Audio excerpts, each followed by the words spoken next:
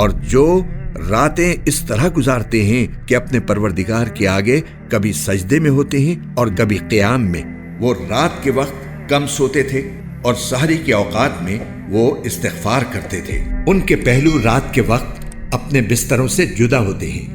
وہ اپنے پروردگار کو ڈر اور امید کے ملے جذبات کے ساتھ پکار رہے ہوتے ہیں، اور ہم نے ان کو جو رزق دیا ہے وہ اس میں سے نیکی کے کاموں میں خرچ کرتے ہیں۔ چنانچہ کسی متنفس کو کچھ پتہ نہیں ہے کہ ایسے لوگوں کے لیے آنکھوں کی ٹھنڈک کا کیا سامان ان کے اعمال کے بدلے میں چھپا کر رکھا گیا ہے۔ بے شک رات کے وقت اٹھنا ہی ایسا عمل ہے جس سے نفس اچھی طرح کچلا جاتا ہے اور بات بھی بہتر طریقے پر کہی جاتی ہے۔